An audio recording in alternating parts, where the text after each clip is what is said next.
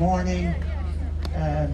Thank you all very much for joining us this morning for our Yeats readings. It's wonderful to see you all here, and most of you having seats actually, which is great. We have three themes today. One is the magniloquence of Yeats, two is Anthony Jordan, memory, and three is Ukraine. First of all, may I say a warm welcome to all of our wonderful performers, amongst whom we have two of our local politicians, Ivana Bacik and James O'Callaghan, and some of our local councillors, Paddy McCartan, Barry Dermot Lacey and Claire Byrne. And we also have Barry McGovern reading Easter 1916 at the end of the programme. And especially we're delighted that the Ambassador of Ukraine, Her Excellency Larisa Jarasko, has been able to join us and will read a poem for us. So that's the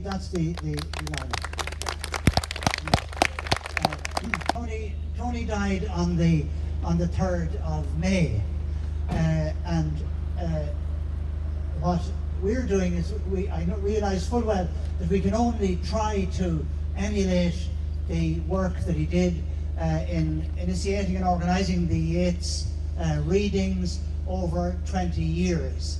But we'll do that to the best of our ability for the memory of Tony and of course to continue the Yeats legacy. So Rodney Devitt is now going to say a few words about Tony, and this will be followed by two short poems by his daughter Judy and his granddaughter Lily. And we're delighted that they, and perhaps Fiona as well, has joined us from the family this morning. That's marvellous. So without further ado, where is Rodney? Here he is, here, please.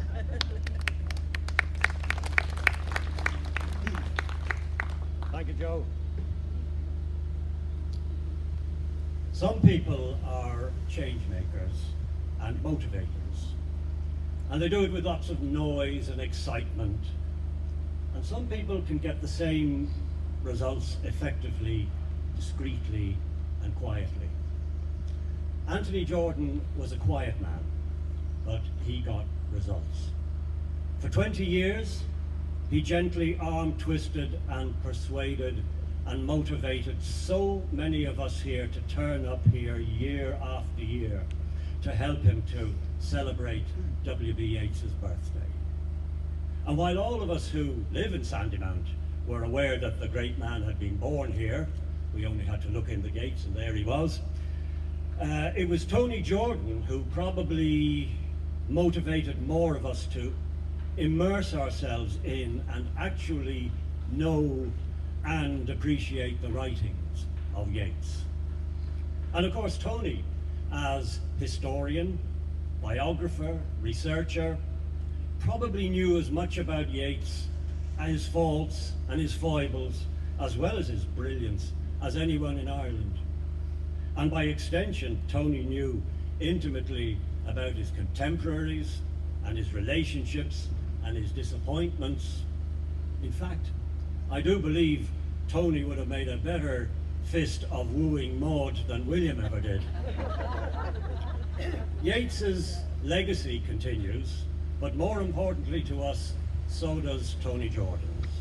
So here we are again in his beloved Sandymount Green to do what he wanted us to do in his name. And I know how appreciative he was before he died, and would surely be now that his friend and neighbour Joseph Lynch agreed to take up Tony's mantle and keep this traditional gathering alive. And we are grateful to you, Joe. So Tony, if you're up there looking down at us, this morning is for you. Thank you.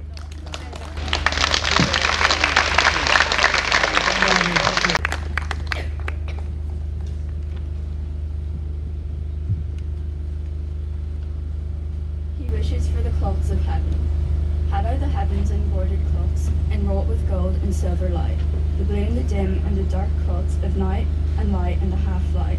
I'd spread the cuts under your feet, but I, being poor, have only my dreams. I've spread my dreams under your feet. Tread softly, because you tread in my dreams.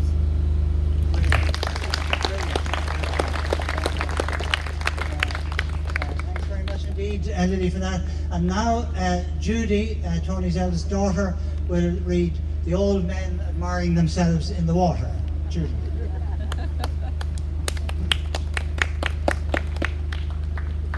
Lily chose that poem because she used to read that with Grandad. Just great memories with Grandad. And the old men admiring themselves in the water, we had to include something by Yeats at Dad's funeral. So in the crematorium, one of my cousins read this. I heard the old men say, everything alters and one by one we drop away. They had hands like claws and their knees were twisted like the old torn trees by the waters.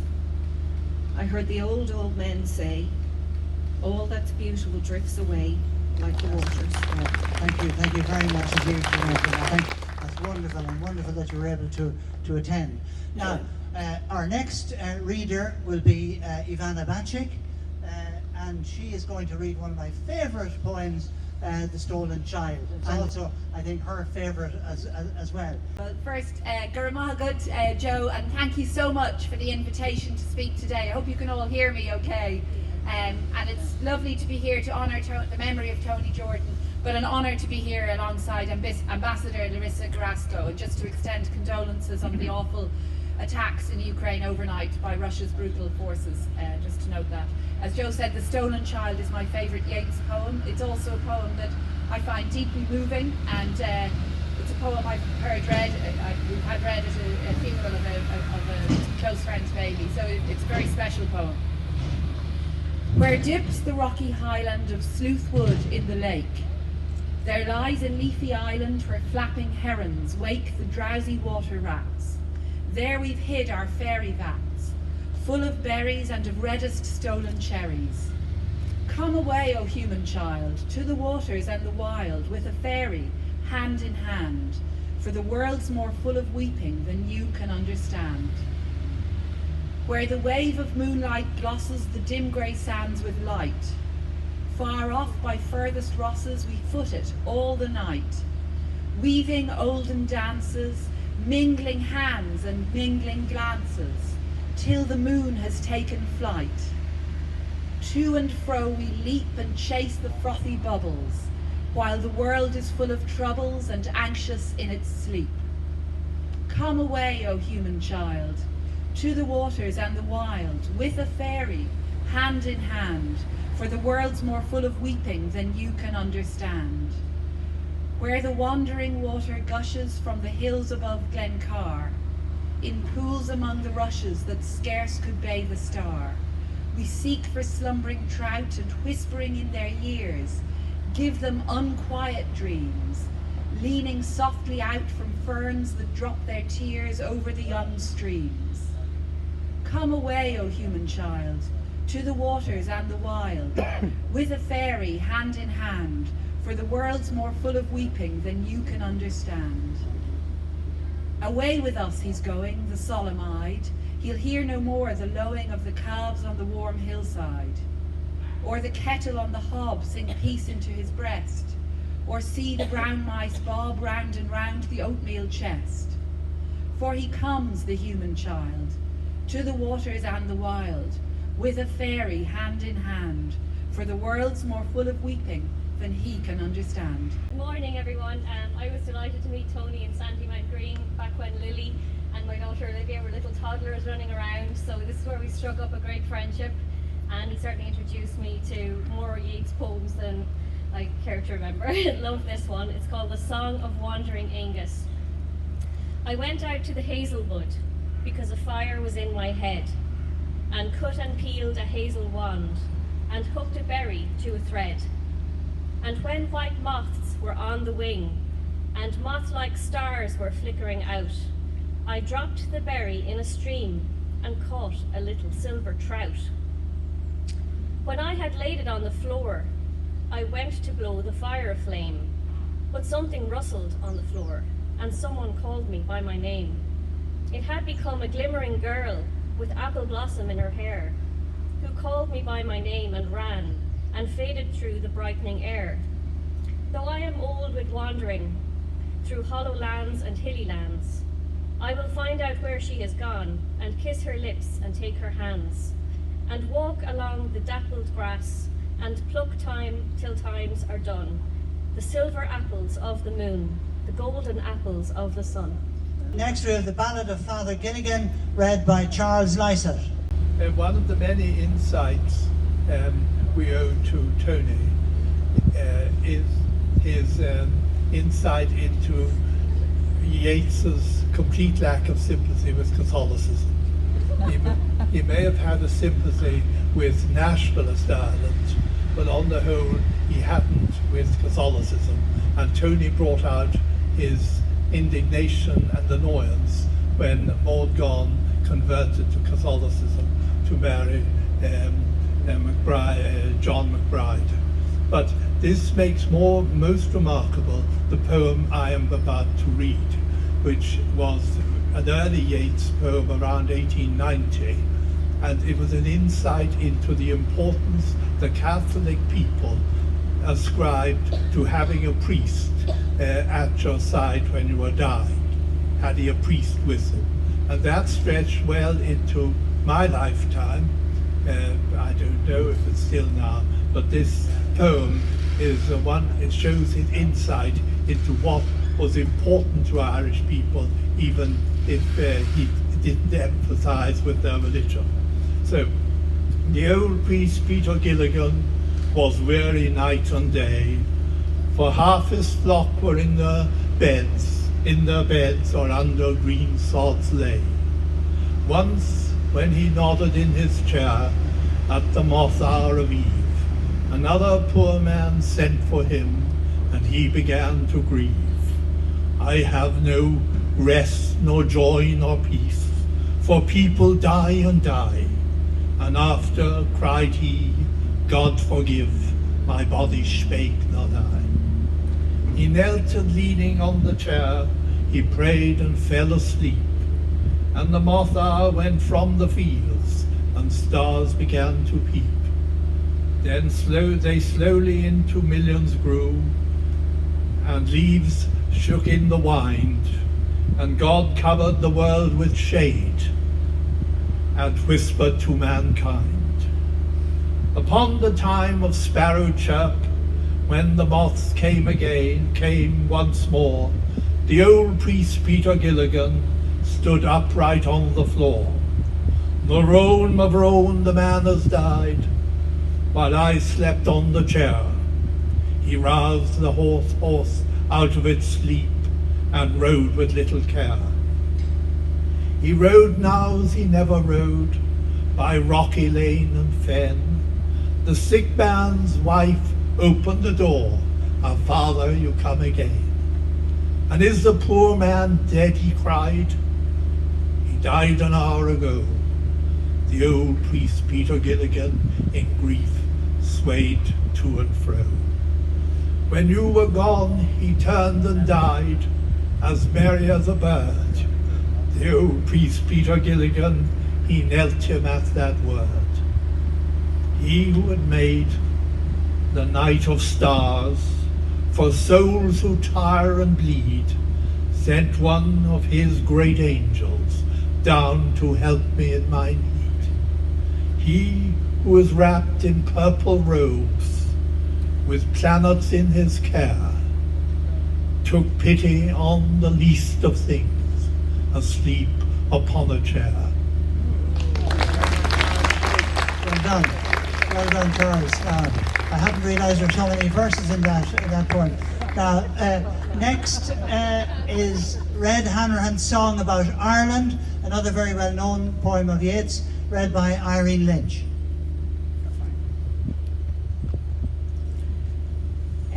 This poem, Red Hanrahan's Song About Ireland, was written by Yeats to Maud Gonne, who played Kathleen, who symbolises Ireland in Yeats's play Kathleen Ní Dhúlatáin in 1902. Red Hanrahan's song about Ireland. The old brown thorn trees break in two high over Common Strand, under a bitter black wind that blows from the left hand. Our courage breaks like an old tree in a black wind and dies, but we have hidden in our hearts the flame out of the eyes of Kathleen, the daughter of Houlihan. The wind has bundled up the clouds high over Knocknarea and thrown the thunder on the stones for all that Maeve can say. Angers that are like noisy clouds have set our hearts abeat, but we have all bent low and low and kissed the quiet feet of Kathleen, the daughter of Houlihan. The yellow pool has overflowed high up on Clooth na Bear, for the wet winds are blowing out of the clinging air. Like heavy flooded waters, our bodies and our blood, but purer than a tall candle before the Holy Rood, is Kathleen, the daughter of Houlihan. Thank you very much, and I just want to recite this, if I can, in memory of another Sandymount man, Frank Callan. I think it was his favourite poem. And Frank was a great historian, Joycean scholar, but most of all he was a Parnellite. Come gather round me, Parnellites, and praise our chosen man. Stand upright on your legs a while, stand upright while you can. For soon we lie where he is laid, and he is underground. Come fill up all the glasses, and pass the bottle round. And here's a cogent reason, and I have many more. He fought the might of England and saved the Irish poor. Whatever good a farmer's got, he brought it all to pass. And that's another reason that Parnell loved a lass. And here's a final reason he was of such a kind. Every man that sings a song keeps Parnell in his mind. For Parnell was a proud man, no prouder trod the ground, and a proud man's a lovely man. So pass the bottle round. The bishop and the party that tragic story made. A husband who had sold his wife and after that betrayed. But stories that live longest are told above the glass. And Parnell loved his country, and Parnell loved his lass.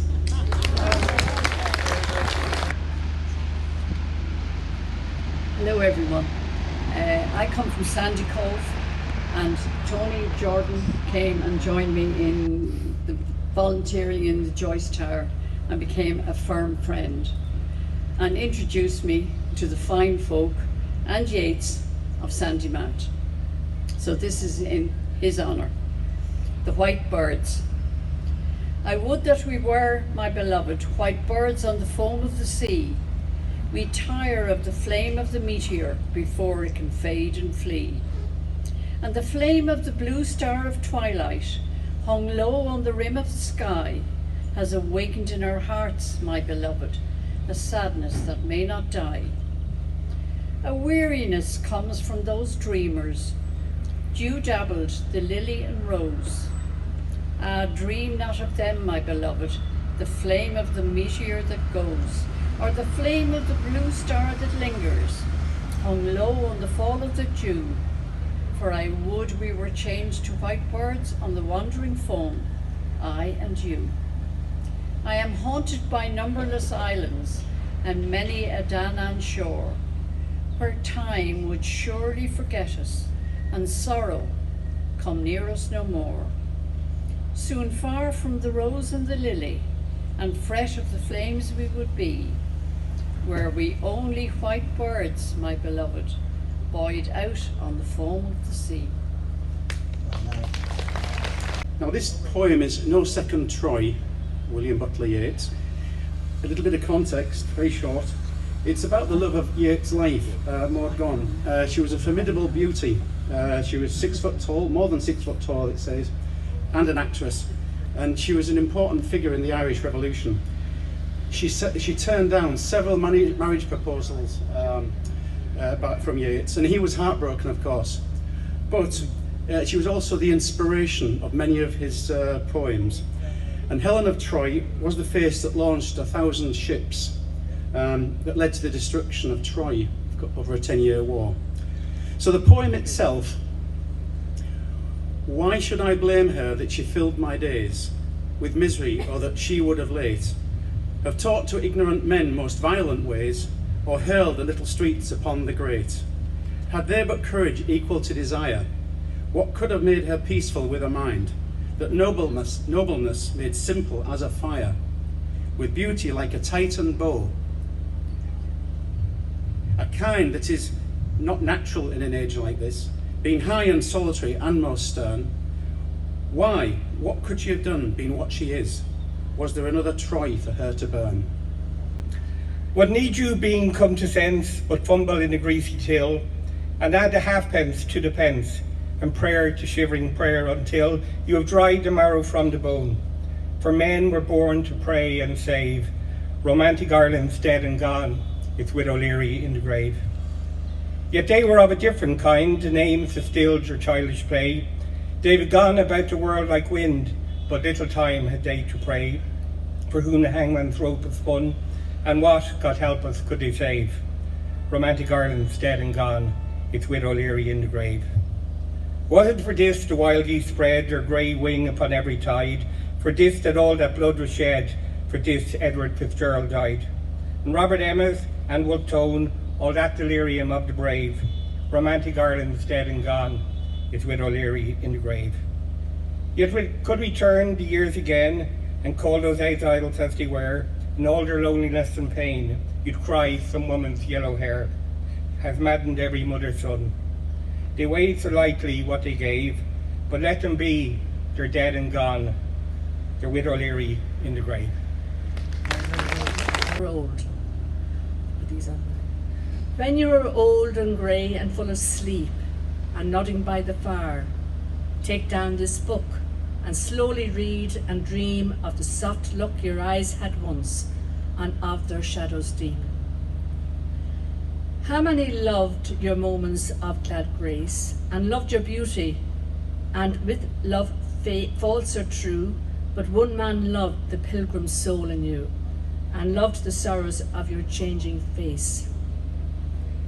And bending down beside the glowing bars, murmur, a little sadly, how love fled and paced upon the mountains overhead, and hid his face amid a crowd of stars. Hello, I would like to dedicate this to Tony Jordan. The Cap and Bells. The jester walked in the garden. The garden had fallen still. He bade his soul rise upward and stand on her windowsill.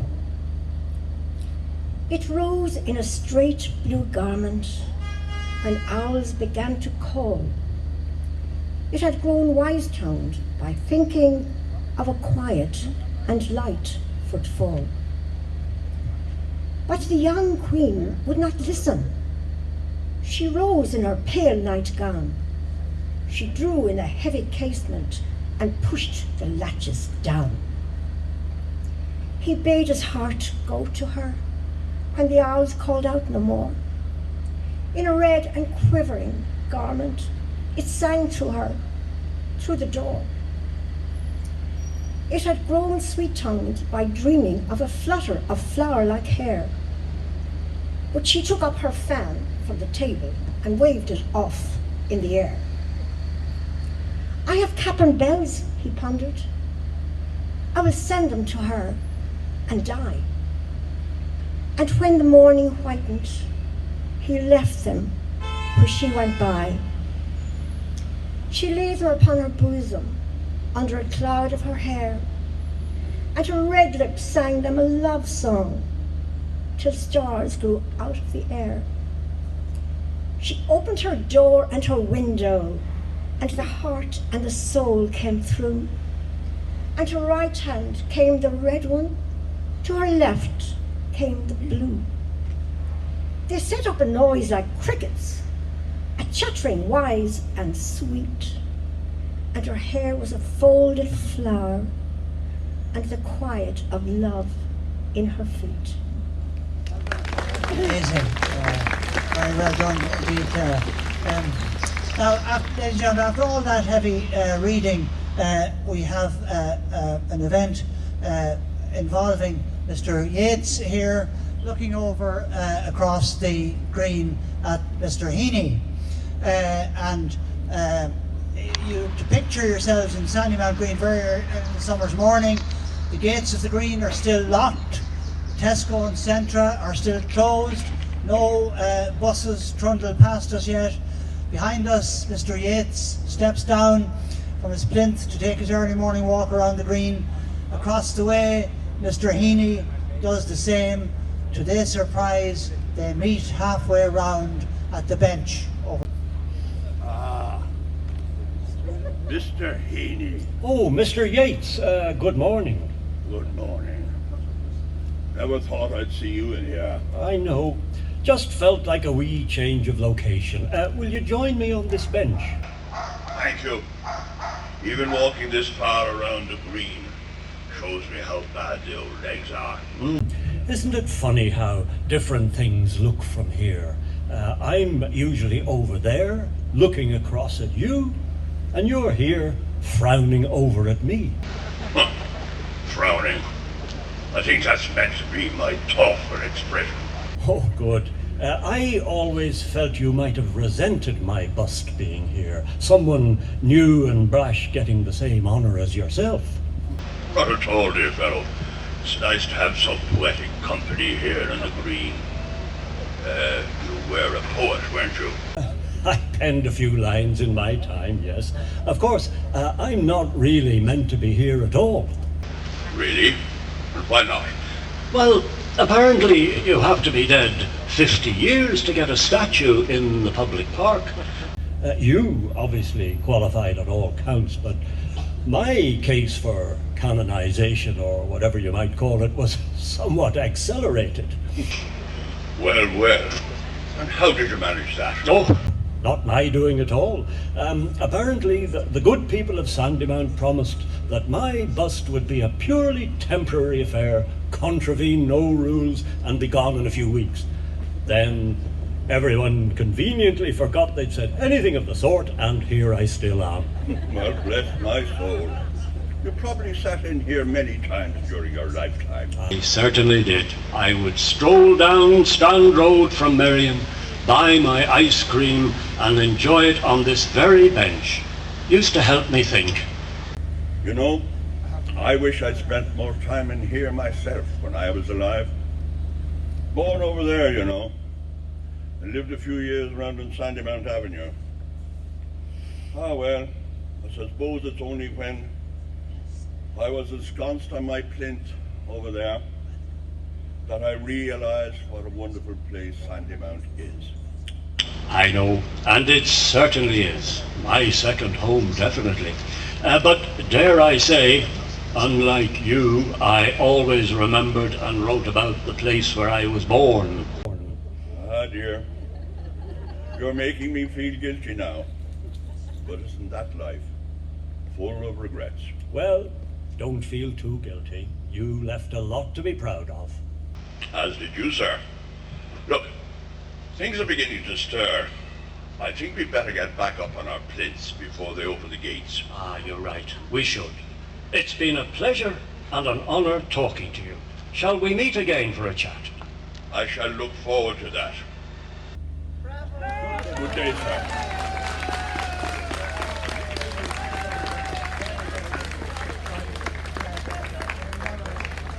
Ladies and gentlemen, we have the Sounds of the Sea choir who are now going to perform two Yeats songs for us, and they're an absolutely wonderful choir, and here we go.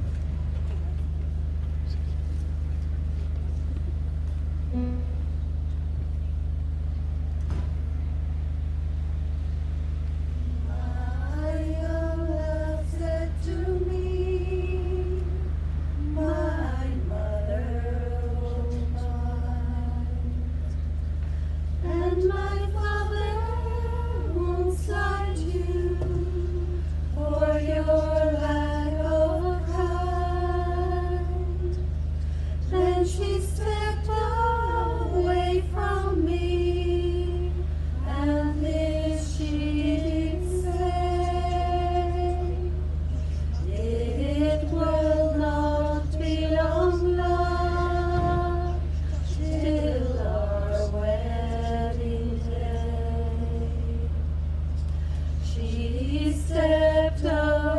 from me, and she moved through the fair. And fondly I watched her move here and move there. And she went her way homeward with one star away, like the swan in the evening moves over the lake. Last night she came to me, my dead love came in. So softly she came that her feet made no din, as she laid her hand on me, and this she did say, it will not be long, love, till our wedding day.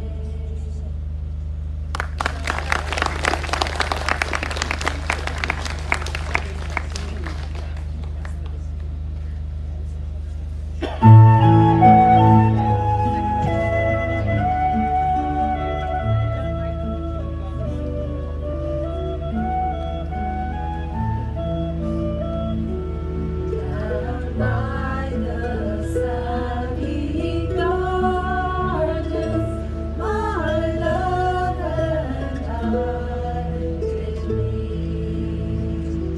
She passed the sunny gardens with little snow white feet. She bid me take love easy, as the leaves grow on the tree. But I, being young and foolish, with her did not agree.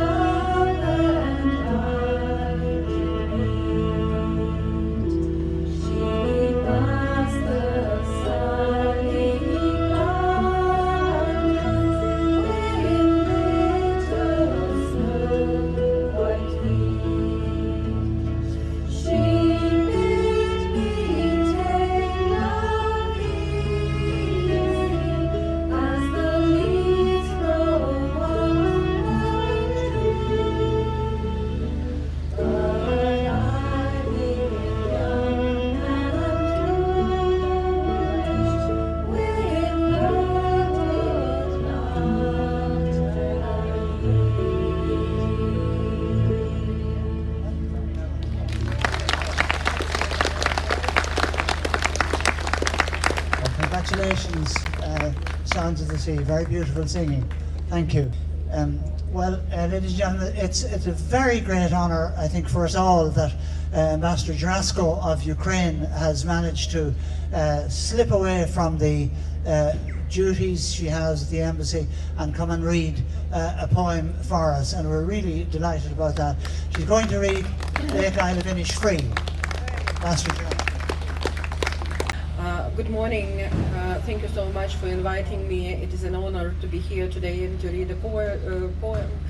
And taking this opportunity, I would like to thank all of you for supporting my country, for supporting Ukraine and Ukrainians in this very hard and darkest time for my country. Thank you so much.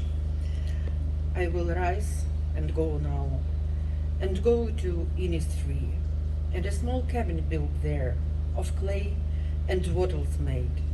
9 pin rows will have there, a hive for the honeybee, and live alone in the beloved glade. And I shall have some peace there, for peace comes dropping slow, dropping from the veils of the morning to where the cricket sings.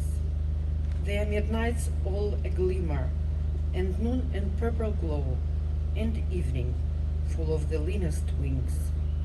I will rise and go now, for always night and day I hear a lake water lapping, with slow sounds by the shore, while I stand on the roadway or on the pavement grey. I hear it in the deep heart's core. Bravo, Ambassador. Well done. Well done. Fantastic. Thank you very, very much indeed. We'll remember that. The next on the list is Councillor Paddy McCartan. The poem I'm about to read was written in 1917, published in 1917, when Yeats was approximately 52 years of age. But you can see from the words in this poem, he had this obsession about age. And also the poem depicts the fleeting nature of beauty and joy, and that everything in this life is transient. The frailty of human life, and most particularly the awareness of his aging. The wild swans that coo. The trees are in their autumn beauty, the woodland paths are dry. Under the October twilight, the water mirrors a still sky. Upon the brimming water, among the stones, are 59 swans. The 19th autumn has come upon me since I first made my count. I saw before I had well finished, all suddenly mount and scattered, wheeling in great broken rings upon their clamorous wings. I have looked upon those brilliant creatures, and now my heart is sore. All's changed since I, hearing at twilight, the first time on this shore. The bell beat of their wings above my head trod with a lighter tread. Unwearied still, lover by lover, they paddle in the cold. Companionable streams or climb the air, their hearts have not grown old. Passion or conquest, wander where they will, attend upon them still. But now they drift on the still water, mysterious, beautiful. Among what rushes will they build, by what lake's edge or pool, delight men's eyes when I awake some day to find they have flown away. Thank you. Fantastic, congratulations. Councillor Claire Byrne, please, will read Beautiful Lofty Things. Beautiful lofty things, O'Leary's noble head, my father upon the abbey stage, before him a raging crowd. This land of saints, and then, as the applause died out, of plaster saints. His beautiful, mischievous head thrown back. Standish O'Grady supporting himself between the tables, speaking to a drunken audience high, nonsensical words. Augusta Gregory seated at her great ormolu table, her 80th winter approaching. Yesterday he threatened my life. I told him that nightly from 6 to 7 as I sat at this table. The blinds drawn up. Maud gone at Hope Station waiting a train. Pallas Athene in that straight back and arrogant head. All the Olympians. A thing never known again. Thank you. And now we have the hosting of the She, read by nobody less than Glynis Castle. I'm doing the hosting of the She, which is the wind among the reeds. The host is riding from Knocknaray and over the grave of Cloonabear. Cailsha tossing his burning hair and Eve calling, away, come away. Empty your heart of its mortal dream. The winds awaken, the leaves swirl round. Our cheeks are pale, our hair is unbound. Our breasts are heaving, our eyes are agleam. Our arms are waving, our lips are apart. And if any gaze on our rushing band, we come between him and the deed of his hand. We come between him and the hope of his heart. The host is rushing twixt night and day, and where is their hope or deed is fair? Cailsha tossing his burning hair, and Niamh calling, away, come away. Thank you very much, Glynis, indeed. And now we have Alison Lysett and the Cat and the Moon. The cat went here and there, and the moon spun like a top, and the nearest kin of the moon, the creeping cat, looked up.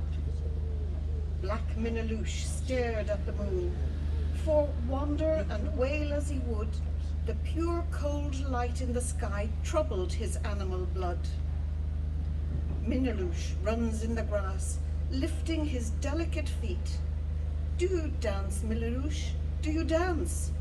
When two close kindred meet, what better than call a dance? Maybe the moon may learn, tired of that courtly fashion, a new dance turn.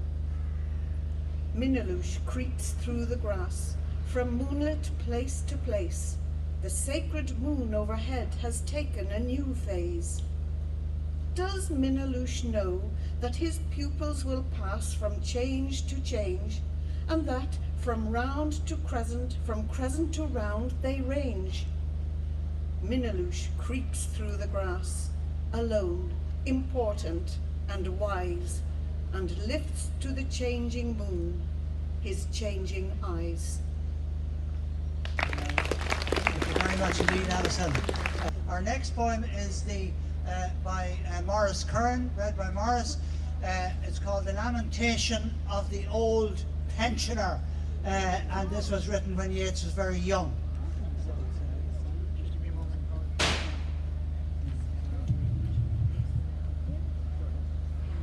The Lamentation of an Old Pensioner. Although a shelter from the rain under a broken tree, my chair was nearest to the fire in every company that talked of love or politics, ere time transfigured me. Though lads are making pikes again for some conspiracy, and crazy rascals rage their fill at human tyranny, my contemplations are of time that has transfigured me. There's not a woman turns her face upon a broken tree, and yet the beauties that I love are in my memory. In spite of, I spit into the face of time that has transfigured me. Now, where's John Holohan? In the 19th and 20th century, it was common for many families to rent houses, and the Yeats and the Joyces shared that same resolution, because they did not have the income. If you were a writer or an artist, your income was very uncertain. So it is probable that the house where Yeats was born on Sandymount Avenue was rented. So Yeats wanted to resolve this issue, and decided that when he made some money on his tours to America in the 1916-17 period, that he would buy a place in the place most beloved of him of that time, Kiltartan, around the area where his friend and confidant Lady Augusta Gregory lived. So for £35 he purchased Thurbalili, and it had been on the Gregory estate, but the land had been divided and it now belonged, before he bought it, to a farmer and his wife. And it was an old Burgo castle, and attached to it was a cottage where the couple lived. So a lot of his poems were centred around that, the Tower and Thurbalili, and this one that I'm going to read right now. A prayer for my daughter. Once more the storm is howling, and half hid under this cradle hood, and coverless my child sleeps on. There is no obstacle but Gregory's wood and one bare hill, whereby the haystack and roof levelling wind, bred on the Atlantic, can be stayed. And for an hour I have walked and prayed, because of the great gloom that is in my mind. I have walked and prayed for this young child an hour, and heard the sea, wind scream upon the tower, and under the arches of the bridge, and scream in the elms above the flooded stream, imagining in excited reverie that the future years had come, dancing to a frenzied drum out of the murderous innocence of the sea.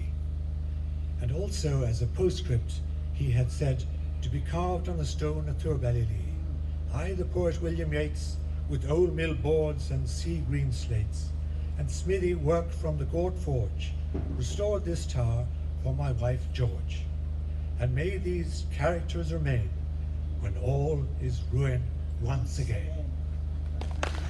Well done, John. Thank you very much indeed. Now we'll have the scholars with Eleanor Collier.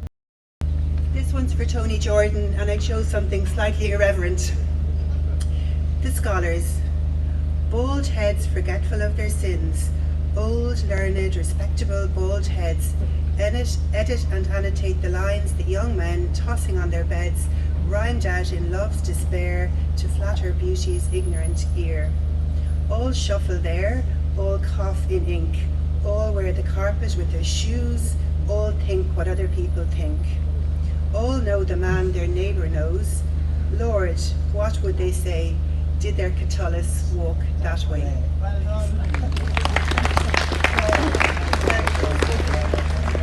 It's from Patrick Lynch, who knows Tony, knew Tony very well. Dear Mr. Yeats, please excuse the methods I am using to get in touch with you today, but when you left this world on January the 28th, 1939, you did not leave a forwarding address. I can only presume, and rightly so, that you are in the poetic and literary section somewhere beyond the pearly gates. Since you left the material world, a lot has changed in Sandymount. We have lost Bat's Chemist, Finlaters and Leverett and Fry. Coffee shops have brought a certain translocation to the curbside caffeine infusion of the Champs-Élysées. Our post office has moved several times and eventually became a distant memory to a maturing population who reflected on the inspiring conversations of Mrs. Murray, the postmistress. The trams have been replaced by fuel-sucking, rubber-burning entities who in turn have been replaced by electric buses who function without rails on the road. The beloved Sandymount Strand has undergone many changes since you were last here. A most welcome promenade has been constructed, which has promoted social interactions. The Irish military family has, since your departure, participated in a global entity called the United Nations, which has brought relative peace to our world. Our world and our island may not be perfect, but in a troubled world, we have welcomed many people from troubled lands. We have recently come through a 21st century equivalent of the Spanish flu. We saw many friends called to meet their maker, so far in advance of the time that we would have enjoyed their company. We gather here every year on this day to remember your poetic and literary legacy. This will be the first year in which we do not have the influence of Anthony Jordan. We hope that when you do meet him in the garden where the sun always shines, you will have as engaging conversations with him as the citizens of Sandymount had with him for so many years. Those fortunate to go beyond the pearly gates will hopefully experience your collective word creations, but not for some time. So much has changed in our beloved Sandymount, whether for the worse or better, but what is beyond doubt is our appreciation of your legacy. Your legacy brings us here today, together in a world that has become increasingly impersonal. Wherever you are listening or watching us today, Mr. Yeats, thank you for the memories. And now, ladies and gentlemen, we have Margaret Pickup reading The Second Coming. Yeats wrote this poem in 1919, and this was a time of great turbulence. The First World War wasn't long over. The Spanish flu epidemic was raging, and Yeats's husband and wife both caught the flu, but luckily survived. Here in Ireland, the War of Independence had just started, and Yeats was doubting whether Christian values would help mankind endure, but humanity did endure, as we did endure the dreadful COVID epidemic that unfortunately took away so many. And also, hopefully, Ukraine will endure through the terrible war that it is enduring at the moment. So, the second coming. Turning and turning in the widening gyre, the falcon cannot hear the falconer. Things fall apart, the centre cannot hold. Mere anarchy is loosed upon the world. The blood-dimmed tide is loosed, and everywhere the ceremony of innocence is drowned. The best lack all conviction, while the worst are full of passionate intensity. Surely some revelation is at hand. Surely the second coming is at hand. The second coming. Hardly are these words out when a vast image out of Spiritus Mundi troubles my sight. A waste of desert sand, a shape with line body and the head of a man. A gaze blank and pitiless as the sun is moving its slow ties, while all about it wind shadows of the indignant desert birds. The darkness drops again, but now I know that 30 centuries of stony sleep were vexed to nightmare by a rocking cradle. And what rough beast, its hour come round at last, slouches towards Bethlehem to be born. Thank you. Thank you very much indeed, Margaret. It's wonderful. Now, it's my great honour to ask Barry McGovern to read Easter 1916. Barry, please.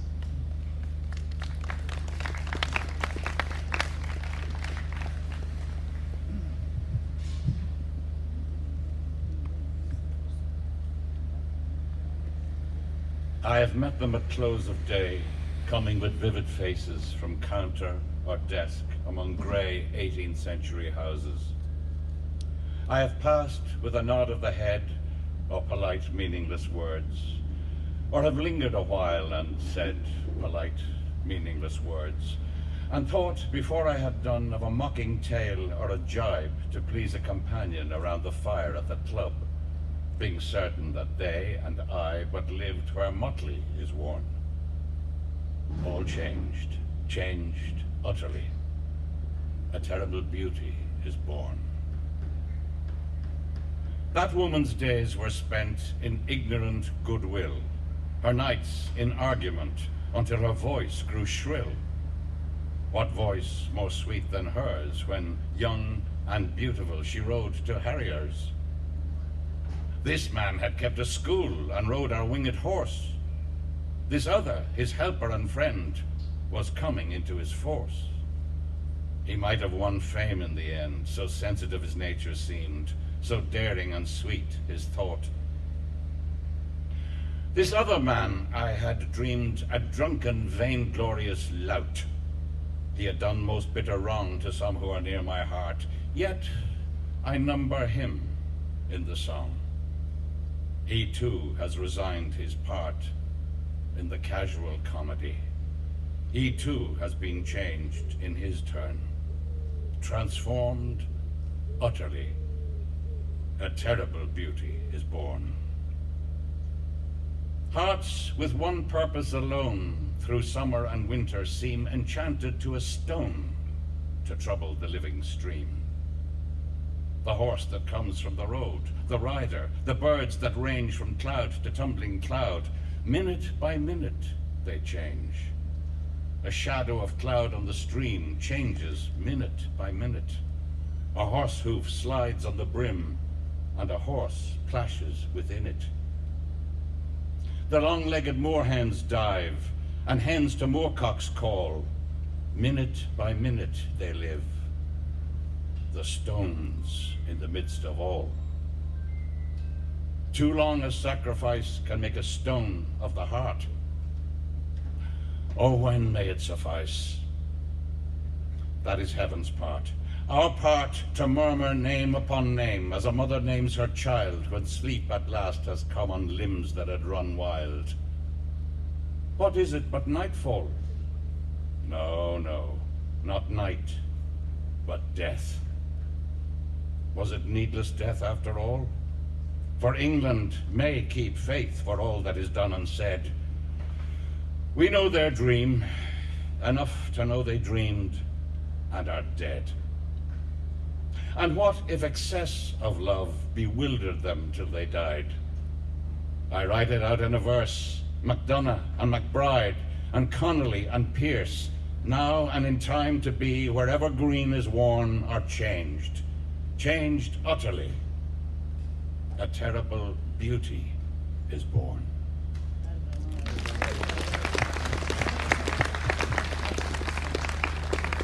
Thank you very much, Barry, indeed, for that extraordinary reading of the a very great poem of Yeats. There's a line in it, this man had kept a school and rode our winged horse. I think that is very attributable to Tony, living here in Sandymount, teaching at the school and doing his writings. So that's it then. It just remains for me to thank Dublin City Council, Sheila and Ronan, who is here, for all their great work in helping us, to Samra and David, its chair, who's here, for overseeing this event so very well, to the Sandymount Tourism and Community Association, and particularly to Maxine for all their encouragement. So I would like to make special thanks to Louise Burke, over here, Louise, to Morris Curran, and to Rodney Devitt for their assistance with this program. And a very special word of thanks to Miss Joan MacArthur, who was 90 years old yesterday. And of course, our thanks to Barry, to Alison, and our profound thanks to Ambassador Jarasco for coming. So I would also like to mention Dublin City Council Libraries, which service which is here today. People are welcome to sign up to borrow books, and there are also books in Ukrainian, should anybody wish to borrow some of those. So again, profoundly thank you very much indeed for coming, and hope to see you next year. All the very best.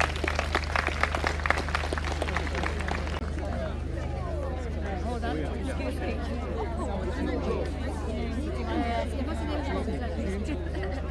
I'll send you a road. I came across that first when I was actually in school. No. Absolutely.